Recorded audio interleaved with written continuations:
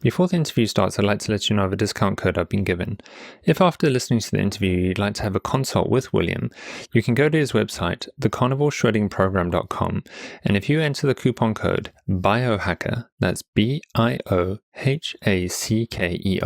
you'll get $10 off a consult.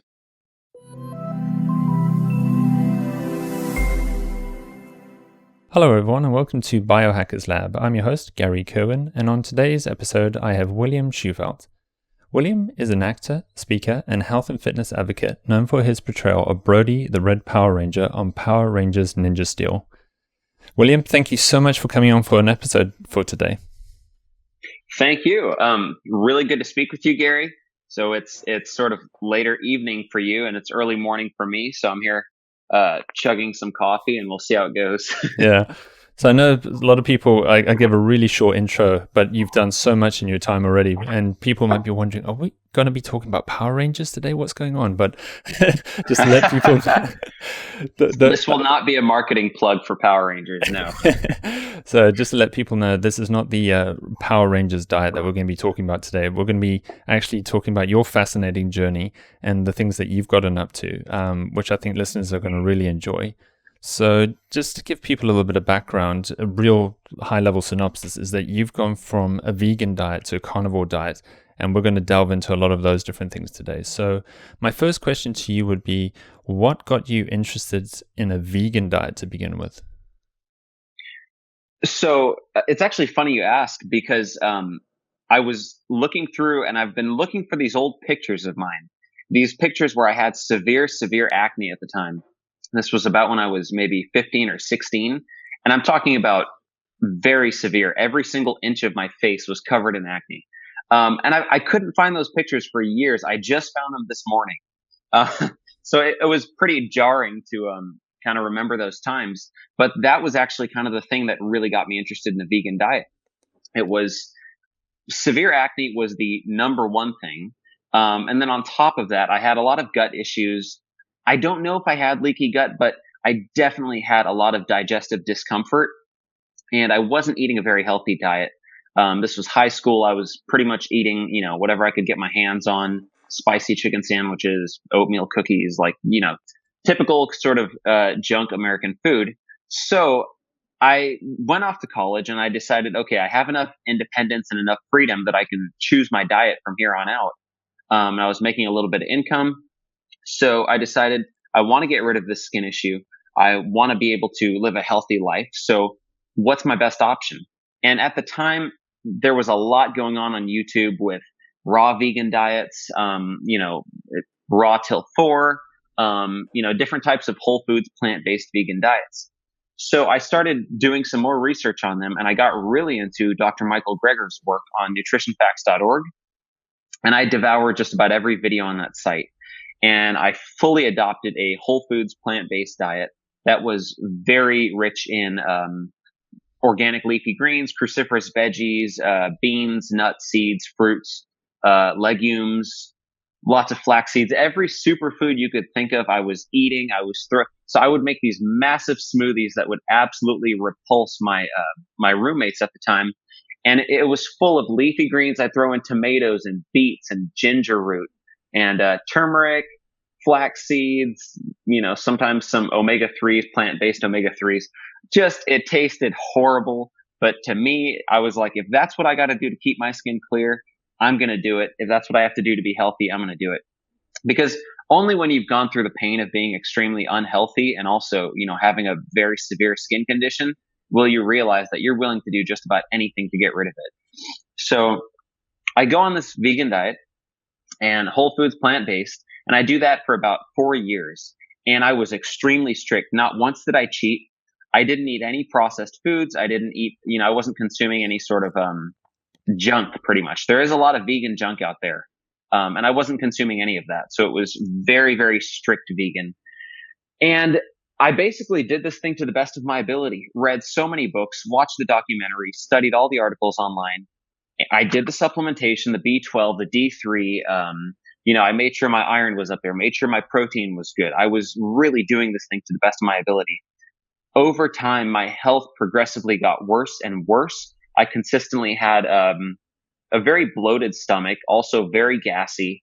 I never felt any real feeling of satiety after a meal. And I would have to eat these copious amounts of food, just huge meals full of fiber. And I was consuming probably close to 50 to 75 grams of fiber a day, which most people don't get anywhere near that. That's a pretty big amount of fiber.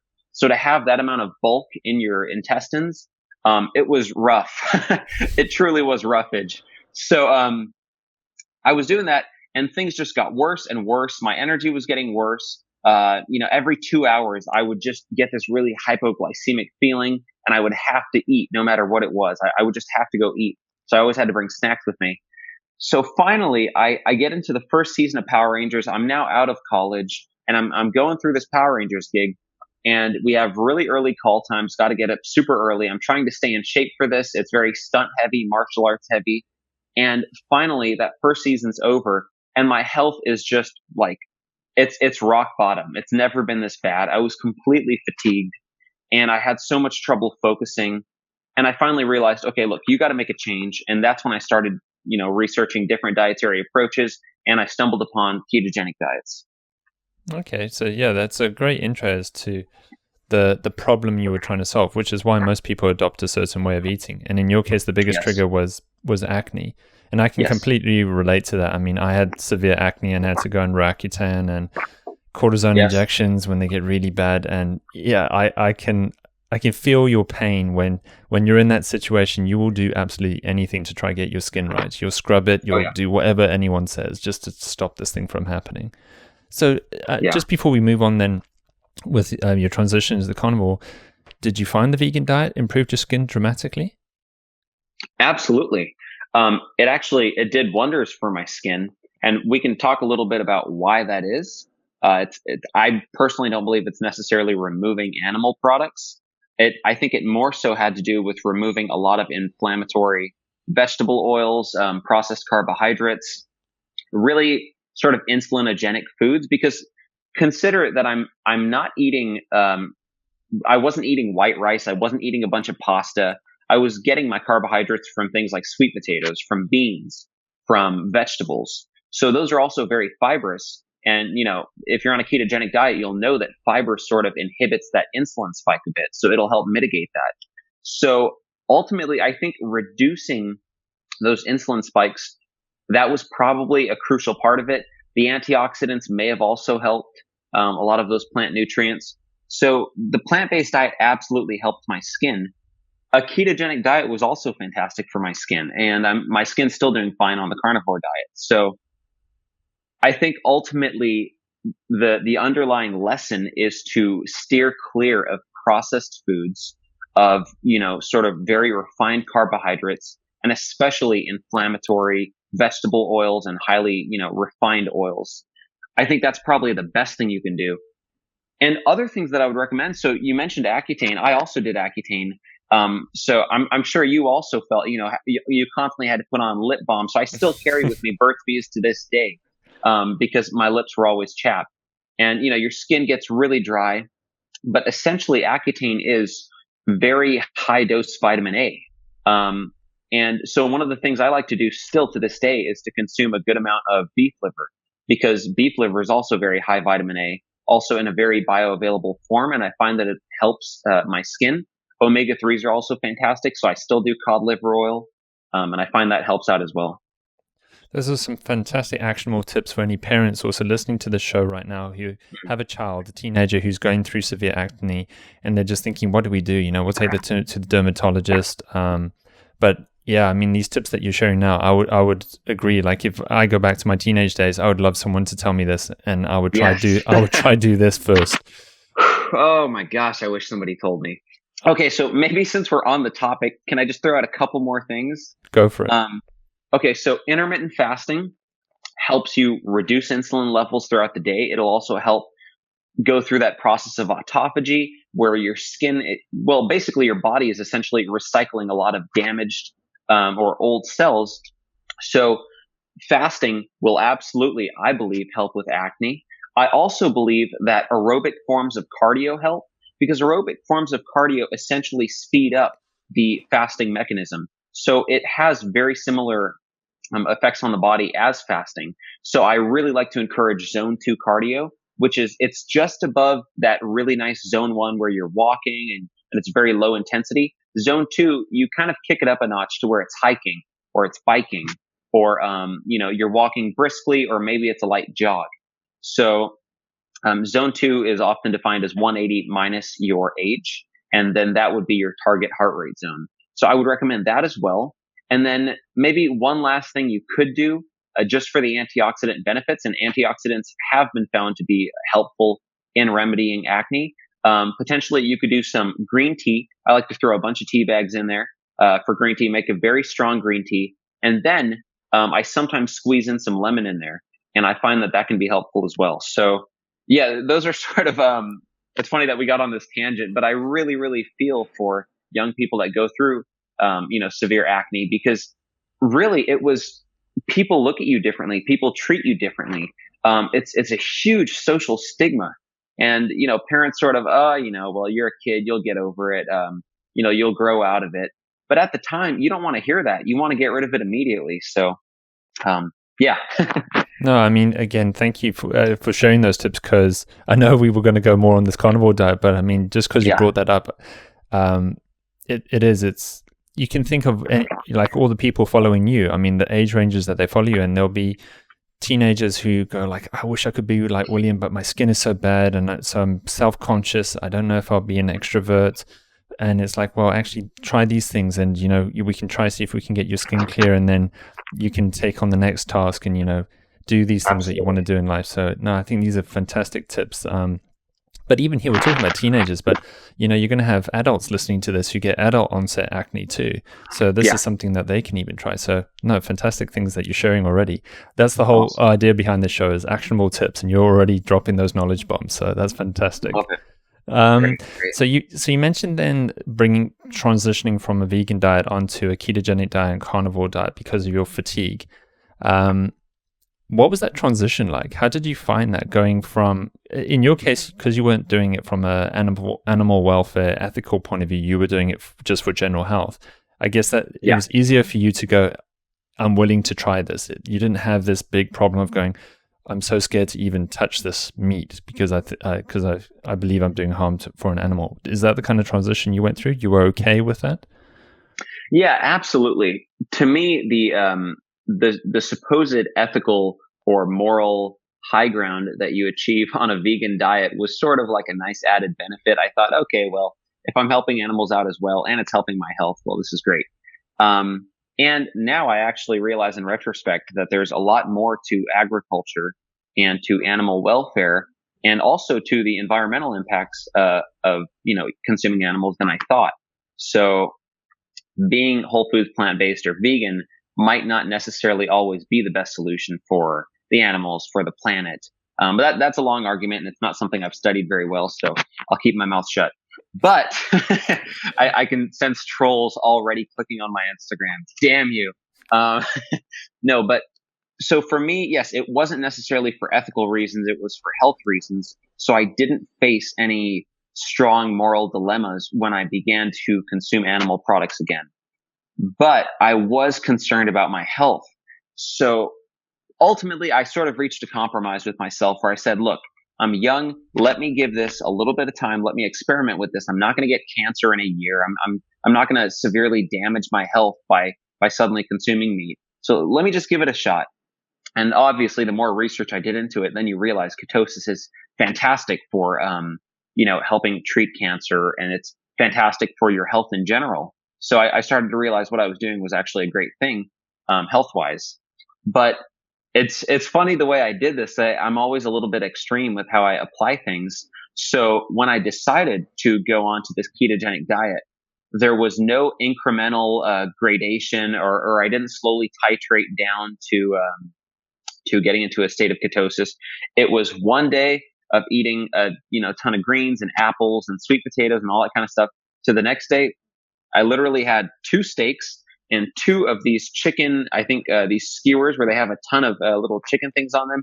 I didn't know much about high fat at the time, so I just figured I'll just eat a ton of animal protein. And the truth is, I always tell people this, and a lot of people think I must be lying. But I felt fantastic. I didn't have any digestive issues with it. A lot of people thought I would get sick or I would get constipated or keto flu would hit me like a train. I really felt pretty great and I didn't really have any issues with it. So that surprised me. I was really looking forward to seeing what happens to my body when I start to consume meat again.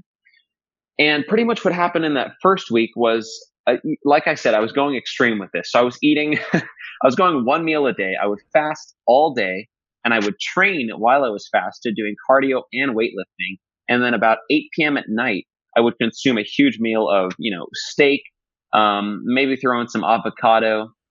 I would do, maybe some eggs, some bacon, and pretty much what I thought a ketogenic diet was. I didn't, it was later that I started to do bulletproof coffees and stuff like that.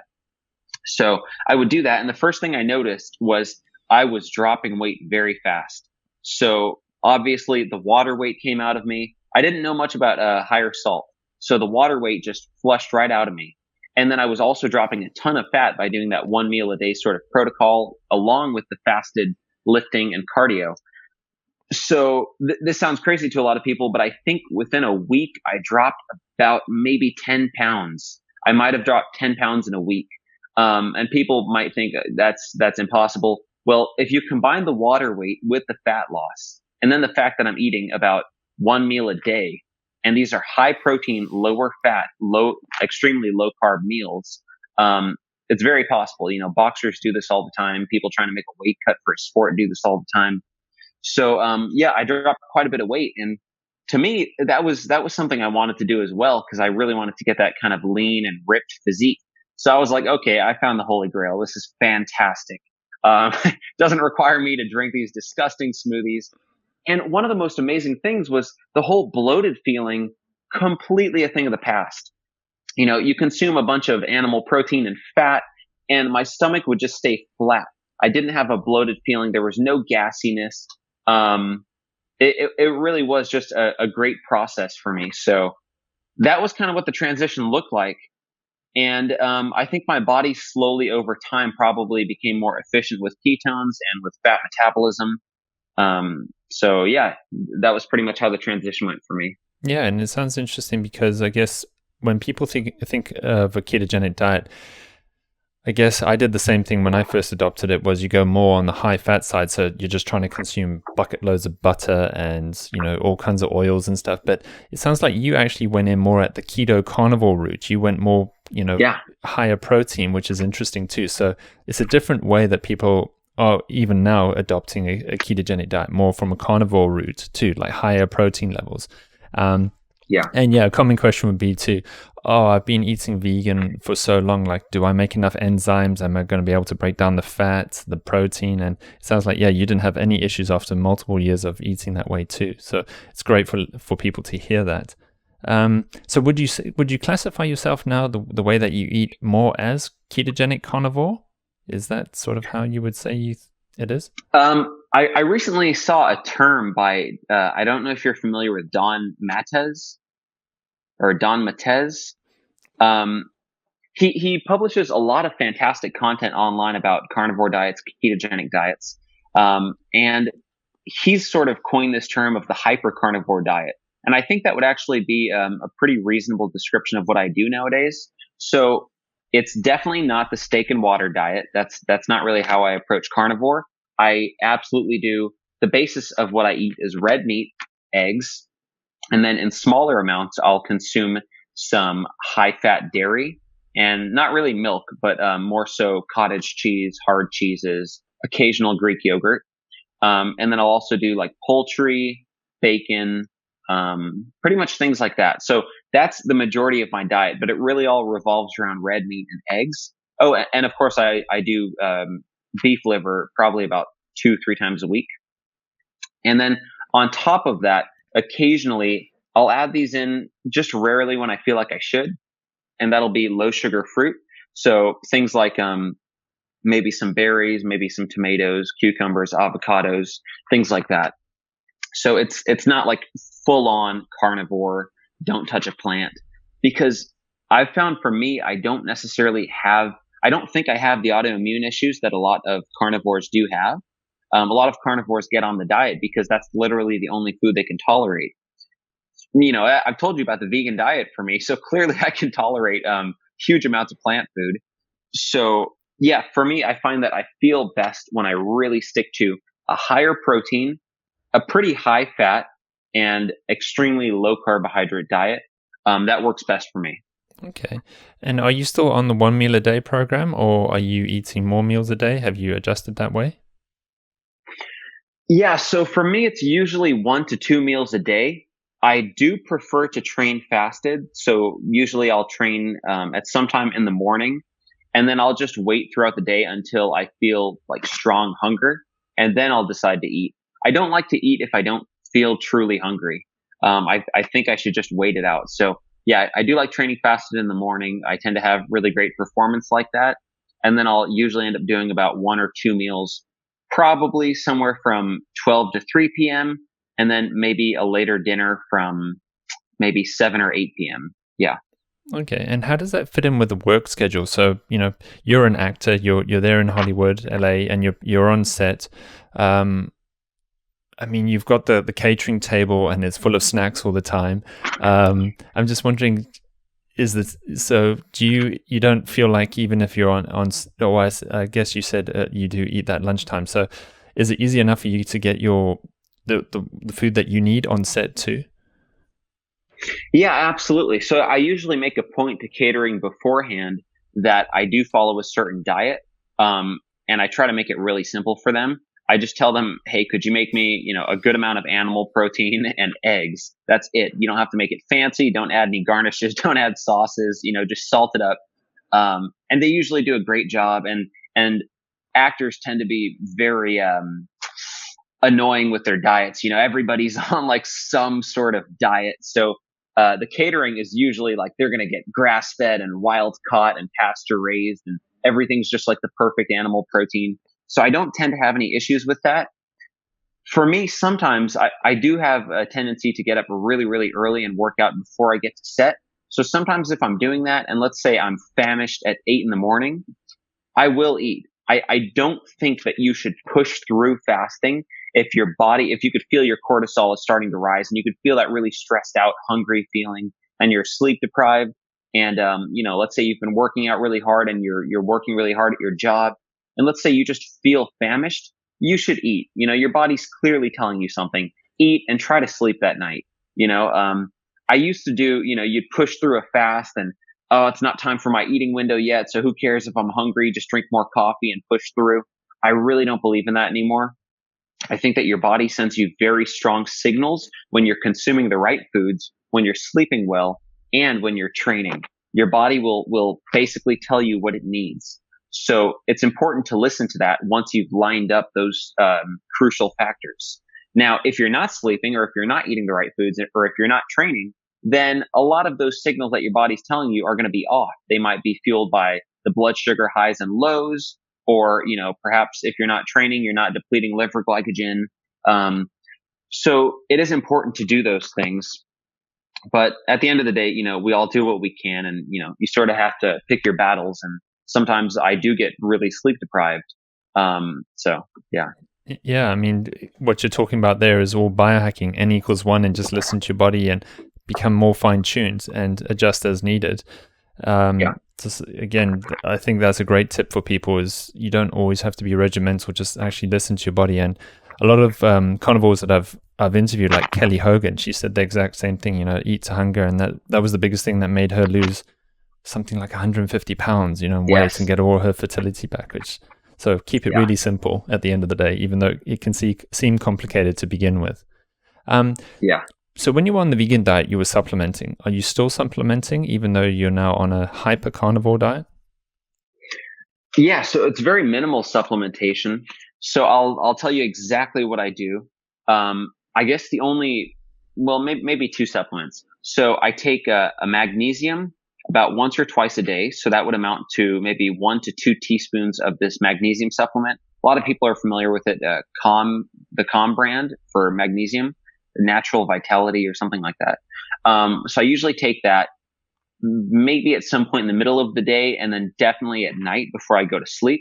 So I usually have some of that.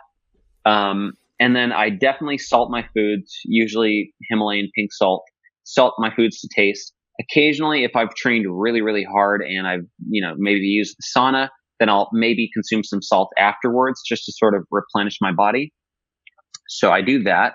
I also occasionally will do some cod liver oil. So it's usually I think it's the Carlson's Norwegian, or I forget where they get it from, but it's like a wild cod liver oil, and it's probably lemon flavored. So sometimes I like to take more cod liver oil than most people. So I like to do maybe 1 or 2 tablespoons of that. And then the other thing that I do, it's not really a supplement, but beef liver. So like I said, I consume that 2 to 3 times a week. It's actually calf liver. So I like to do that. And if I don't have access to that, I like to take beef liver tablets. So let's see. That's pretty much it. That's all I take. It's pretty minimal. Yeah, that is. I mean, compared to maybe what you were supplementing with before, you could probably, yeah, yeah, much more simpler. And yeah, I was interested with with a beef liver there too, because that is something that I think a lot of new carnivores aren't adopting, because they'll just eat mainly a beef diet, like you said, beef and water. But after my conversation with Dr. Zofia Clemens in Hungary, I mean, they eat a lot of organ meats, and I guess that's another secret element to this diet. If you want to take yourself to another level, maybe is consume some organ meat, and liver is an easy one to consume. Yeah, I think organ meats, if you're really looking at carnivore diets from an ancestral point of view, it's very difficult to divorce the notion of consuming organ meats and bone marrow and, let's say, brains and all these different foods. It's probably very rare that these ancestral communities were consuming just straight up muscle meat. So they were consuming basically animals that were fed their natural diets, and they were consuming most of the animals, one would assume. I doubt they were wasteful. So, at the end of the day, we have to do the best we can, and not everybody has access to, or maybe has the taste for brains or kidneys or different glands. So you can definitely consume beef liver. That one, I think people should just suck it up and try to consume it, but yeah, it doesn't taste great, but just don't overcook it and you'll be fine. So that's one of them. For me, I don't really care enough to look for, let's say, adrenal glands, or to look for kidneys or sweetbreads and those kind of foods. So I like to take different supplements. I do have, one of my favorite brands is Ancestral Supplements, and I do have their adrenal supplement. I have their bone marrow supplement. I also have, I think it's just a basic like organ supplement where they combine a couple different organs. So I like to consume that every now and then. I'll sort of cycle these around. And of course, everybody knows about bone broth. I think bone broth is fantastic. I don't consume it much, but I do think there's something to be said for collagen. Mark Sisson has a lot of great content on collagen and sort of best ways to really absorb it. He'll sort of take it before a workout, and then through blood flow, hopefully get it to the parts of his body that he needs it most. So I think that that's also something to consider. Yeah, I think it really is important to optimize the carnivore diet, though. It's very simple to just straight up, go and get your grain fed, the cheapest steak you can find, and just consume that, salt the heck out of it. But is that the healthiest diet in the long term? It's difficult for me to say it is. I do think, just as an insurance policy, it's good to have maybe a bit more dietary diversity if your body can handle it. Yeah, I think that's a good point too. When you were talking about that supplementation, I actually did a little bit of research about that, because I was thinking, okay, so if organ meats are so good for us, but I know there's going to be people who just don't like the smell of it, don't like the taste of it, they don't want to touch it or anything, and there's probably a supplement. And yeah, I came across Ancestral Supplements, and it's incredible, all the kind of organs that he's put into a supplement. Yes. Yeah. And so when you mentioned the cooking part, how has your cooking skill improved with trying to cook meat or even organs like liver? Well, I guess now I actually have cooking skill. So when I was vegan, strangely enough, I basically never really cooked. I would microwave sweet potatoes. I would consume all my leafy greens raw, or I would make those huge smoothies. In terms of beans, I would straight up kind of heat them up out of the can. So I pretty much didn't really cook. It was pretty dismal, but for me, I got the results I wanted, so I didn't really care. But now, eating animal foods, I'm not really a fan of consuming them raw. So my cooking skill has improved, but obviously it's still very minimal because for me, I season my foods. I usually just put everything on a pan. I'll cook it either in its own fat on a nonstick pan, or occasionally I'll add some butter. I do like to moderate the amount of fat I'm consuming. I guess this is where I differ from a lot of the ketogenic community, is that I'm not necessarily afraid of gluconeogenesis. It doesn't hinder my particular goals. I'm not aiming for the highest level of ketosis possible. My ultimate focus is mental clarity and body composition. Those are the two things that I'm really looking at, and sustaining a very good level of health. So for me, consuming higher protein and then restricting some of the, that extreme fat intake that a lot of, people in the ketogenic diet will consume, that's sort of where I found the sweet spot. So I do like to do, let's say maybe 150 to 200 grams of protein a day, which is a lot more than a lot of people consume. And in terms of fat intake, I'll probably be at about 100 to 150 grams of fat. So this is still a high fat diet. I'm probably consuming 50 to 60% of my daily energy intake from fat, since it's so calorically dense. But it's also a very high protein intake. So that's pretty much what I do. And in terms of cooking, yeah, it's very, very basic. I find, honestly, one of the best tips if you're trying to consume liver is to cook it on lower heat. As soon as you dry liver out and you're trying to chew through some dry, tough liver, oh my gosh, you got your work cut out for you. That's not fun. And when you were talking about the amount of food you eat, have you noticed that's changed over time too? Because you do a lot of weight training and resistance training, and there are some people in the carnivore community who eat very big meals once a day too, like a lot of meat. Are you in that camp where you eat a lot of food, or are you still maybe lower down on the spectrum? How have you found it with your trying to maintain your body weight and your growth of muscle with all the resistance training? Yeah, I find that the amount of food I eat completely depends on the amount of anaerobic activity I'm doing. So mostly weight training. If I'm doing a bunch of cardio, maybe because it's so lipolytic, maybe because it's such a fat heavy thing, that I don't consume that much food. But if I'm doing a lot of weight training, particularly heavy weight training, my appetite skyrockets and I start to eat, 2 pounds of meat a day. On top of that, I'll consume about like 8 eggs, and then maybe some cottage cheese or something like that. So I can definitely start to consume some pretty big meals when I lift very heavy. Especially consistently. And if I'm lifting heavy every day, my appetite goes crazy. I usually lift heavy, let's say about 3 times a week. And I find that that's a really good level for me to hit my entire body. Also to give myself time for recovery and to maximize benefits from that. And so I'm just not spending all my time in the gym. So my general food intake, I would say daily I'm consuming maybe 1 to 1.5 pounds of red meat. I'll consume probably about 8 to 10 eggs. On top of that, I'll consume some high fat dairy or maybe some poultry, maybe some bacon. And that's pretty much what a day of food looks like for me. And that can be split up into 1 or 2 meals. Okay. Yeah. So that's great for just people to relate. And you're finding now, are you still gaining more muscle weight, or are you sort of stable where you're at the moment? Are you trying to get bigger?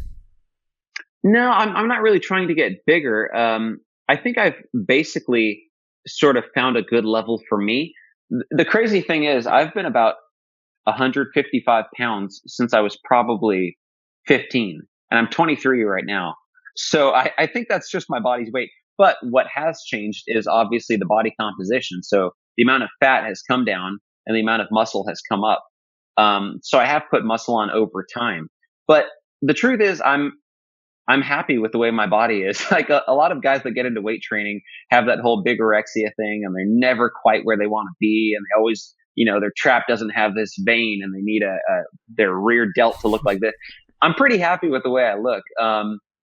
For me, what I'll do is if I just want to get that extra amount of leanness, I'll up my cardio a little bit. I'll maybe increase the fasting a bit. I'll up the protein a little bit and pull back on the fats a bit. So that would be like restricting some of the dairy, restricting some of the bacon, really sticking to the meat and eggs, really draining the pan when I'm cooking too. I've also found that to be a very helpful tip. So when you've got all that bacon fat there in the pan, you don't necessarily need to drain it all over your food. Sometimes you can toss that.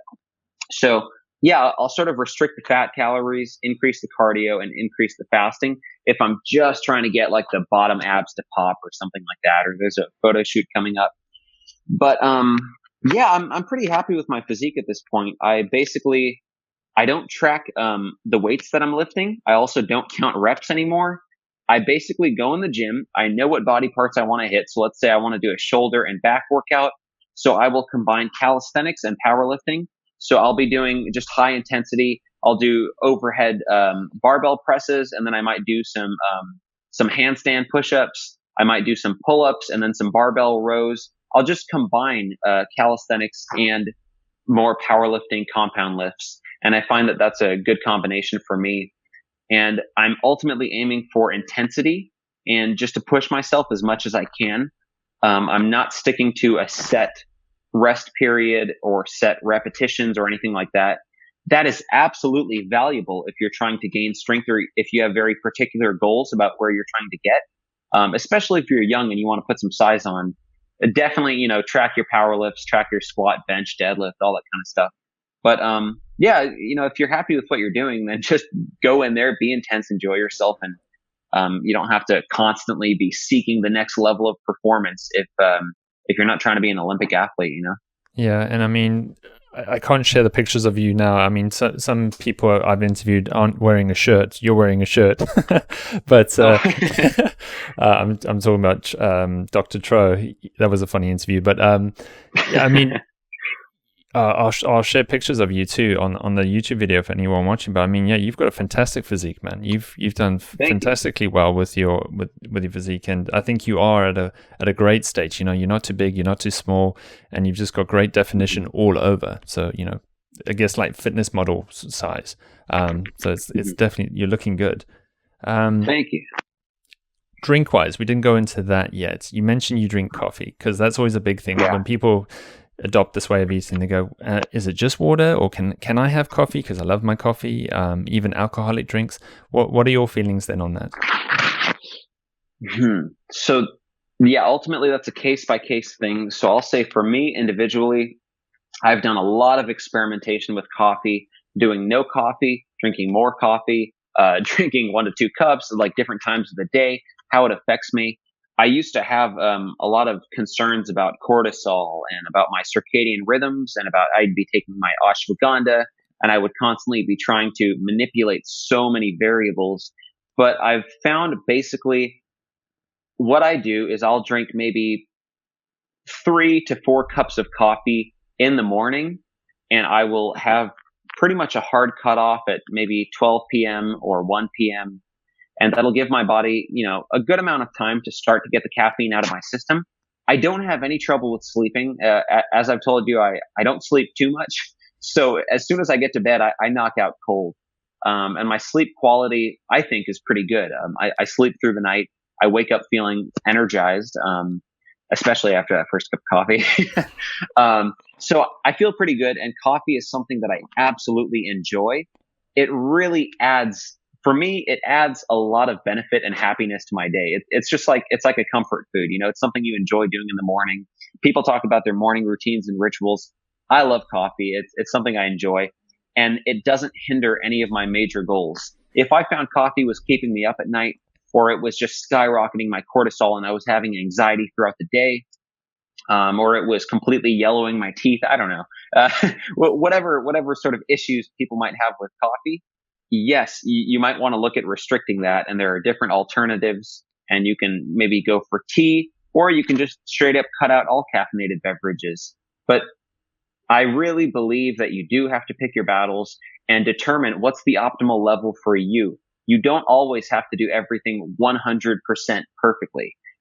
Determine what your goals are and then get to those goals and then create a lifestyle within that. And that's something that's really, really important.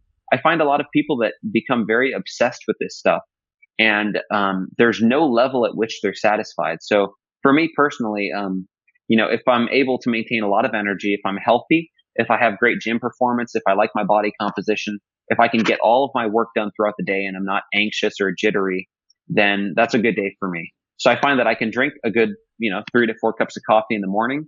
I have that hard cutoff time. I do drink a good amount of water. I like my sparkling water. I occasionally drink tea, not nearly as much as I used to, but I occasionally drink tea. I was sort of raised on tea. I'm not sure, since I know you're over in the UK, correct? Yeah, a little island called the Isle of Man. So it's right Isle of next Man. door. Yeah, so I know tea is probably a much bigger thing there. Is that For right? sure. Yeah, definitely. My mom was from British Guyana, which was a colony of the Crown. So they were raised on a ton of black tea, and obviously you pour in the milk, you pour in the sugar, and that was like our drink of choice growing up.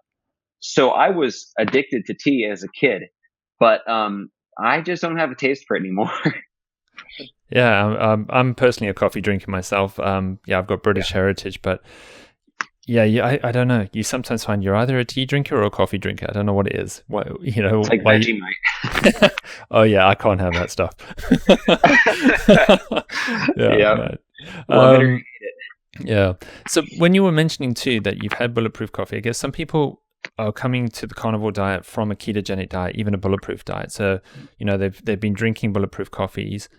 Do you feel that some people could drink too many bulletproof coffees, like too much butter in their coffee? Or would you feel that like you just want one to start off with and then you go into a different type of coffee, like just black coffee or coffee with cream? I mean, how do you like to have your coffee? Yeah, so that's actually a great point to bring up. I personally don't consume any fatty coffees anymore. Occasionally, I will put in a bit of heavy cream if I just feel like it, but I really don't add fat to my coffees anymore. For me, I'm always looking at parts of my diet where I could restrict the fat calories while maximizing satiety. And if you look at Dr. Ted Naiman posts these fantastic graphics, and he's got one that shows where you can have the lowest ad libitum caloric intake, which basically means if you're not intentionally restricting calories, what is the best macronutrient breakdown where you eat the least amount of energy?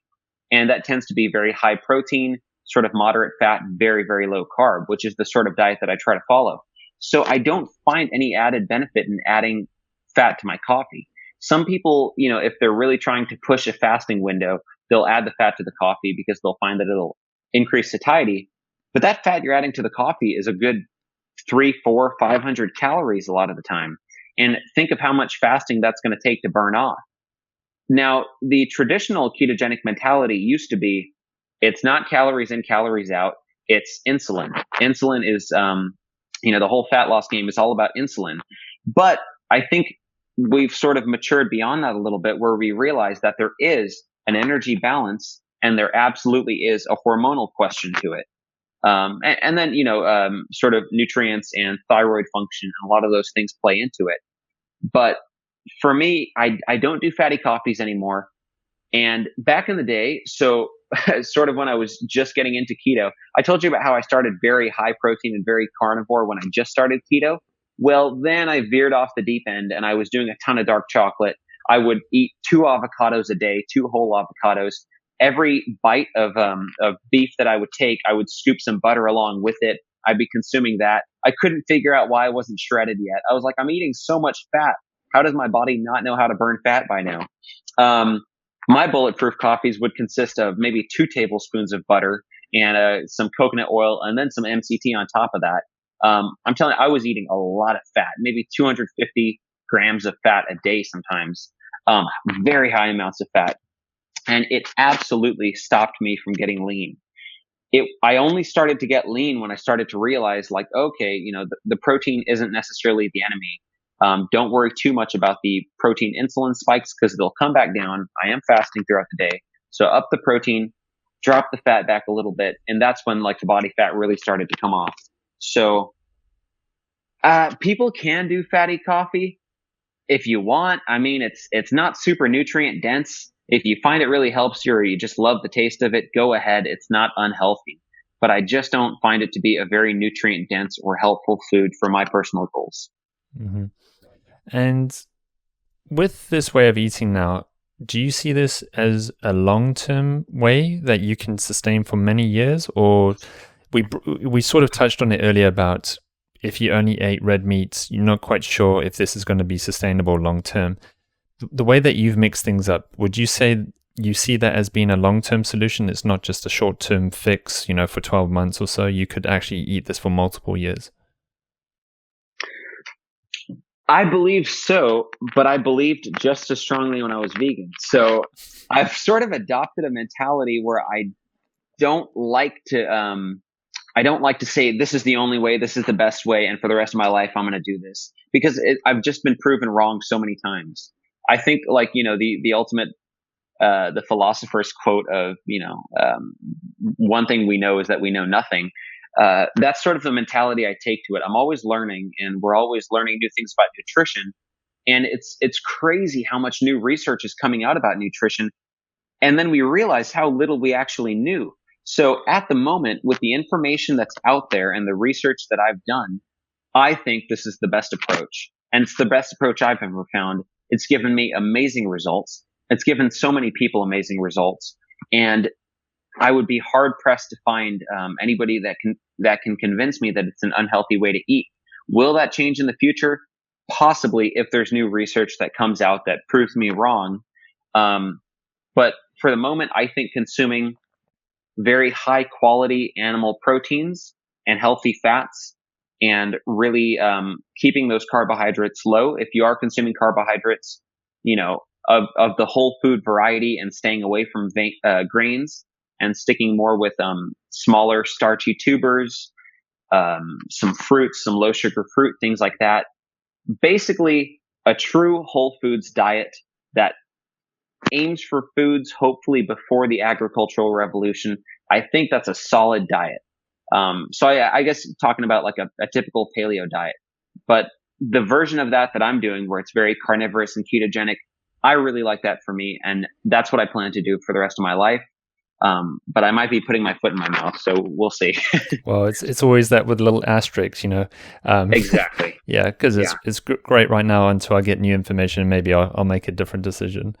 Have you influenced any other actors to eat this way yet? I have, yeah. That's actually been really fun. So I've had a lot of different castmates that will notice my physique progress and the sort of things I do. And then also the fact that I'm eating a massive plate full of beef and eggs and cottage cheese and all that kind of stuff. So it's a very curious way of eating, because most people know that actors subsist on salads and ice cubes and things like that. So it's definitely different. The low carb diet does have some basis in the, I guess, acting world in Hollywood. A lot of Hollywood types have delved into Atkins and whatnot. But this particular variety, the carnivore diet, I have influenced some actors to do it, and they've had fantastic results. They're not going to go out and tell the whole world about it, mm-hmm. But they've had great results, and they really enjoy it. So I've gotten a few people to do it. Okay, well, I definitely see it becoming more and more popular out in LA too. Yeah. Do you help any other people if they want to learn how you eat, or do you do any consulting kind of work? What a great segue. So if you visit the carnivoreshreddingprogram.com, I do in fact have a guide that I've published, which it's not necessarily like, look, here's a 12-week program and eat this food and at this time. But I've basically combined everything I've learned about fasting and nutrition, and also sort of ancestral diets and the science behind, the insulin hypothesis and energy in, energy out, and pretty much everything I've learned about body composition, ketogenic diets, carnivorous diets, and then the best approach I've found for your health and for your body composition to get as lean and healthy as possible while maximizing performance in the gym. So I put that into the carnivore shredding program, or the carnivore shredding ebook, I should say, on that website. So that's thecarnivoreshreddingprogram.com. And yeah, I also do offer consults on there. So if people want to schedule 30 minutes and talk about that, they can absolutely contact me about that, and we could try to get that set up. So yeah, I have started to delve into that area. Yeah, I mean, just speaking with you, this is the first time I've ever had a chance to speak with you. I mean, I can hear you're very knowledgeable, and you're connecting a whole bunch of dots, and you're willing to look into multiple rabbit holes to find the best solution. And I like that way of thinking. Thank you. Appreciate that. So we mentioned the carnivore shredding program, but exactly. Are there any other ways that people can keep in touch with you, like follow your progress, what you're up to? This is the time to say if you've got any specific social platforms that you're more active on. Yeah, definitely. So I guess I'm most active on Instagram. So that's at William Shewfelt. My last name is Shewfelt. So Instagram, I post a lot of content there. In my stories, you'll see a lot of sort of gym footage, food pictures, things like that. And then you can keep up with what I'm doing on there. Let's see what else I'm active on. That's pretty much it. I do some YouTube vlogs. So some day in the life vlogs, you can see, maybe behind the scenes footage about what it's like to be an actor, and sort of go through my days. A lot of what I'm doing currently is I'm doing appearances. So I'll do convention appearances where we meet with Power Ranger fans, and you sort of say hi to them and sign autographs. And it's a very fun thing. You get to travel around. And so I do a lot of that. I also do speaking engagements. So I've been speaking at universities and also different conferences and conventions about health and fitness, and also goal setting. Goal setting is a huge part of my life. It absolutely changed my life. Through goal setting, I was able to, 3 years ago, literally 3 years ago, I had never acted. I was an economics student who was broke, unhealthy, pretty depressed, really had not too much going for me in life. And through goal setting, I was able to clear my skin. I was able to create the physique that I wanted, to leave college and to pursue the career of my dreams, and to ultimately, book these acting roles. And now I'm starting to work more in the health and fitness industry while continuing to act and do commercials and different things. So I am a very, very strong believer in goal setting. So, yeah, that's sort of some of the things that I've been up to lately. And I mean, I guess if you have little kids, if you want to watch Power Rangers every Saturday on Nickelodeon, and we're on Netflix. So that's Power Rangers Ninja Steel. And you can see me fighting Lord Ketonian or whoever else there is. Fantastic. Well, I mean, William, thank you so much for giving me your time today just to share your story. Again, there was so many actionable tips that you shared, from the acne story that we talked about in the beginning to a lot of other little tidbits that went through there. And just listening to what you're up to, man, I can see following you is going to be fascinating over the next few years. You're a go-getter. You're going to get stuff done in this world, even more so than what you've done so today. So again, thank you so much for coming onto the show and sharing your story. Thank you so much, Gary. It was an absolute pleasure. I really appreciate it.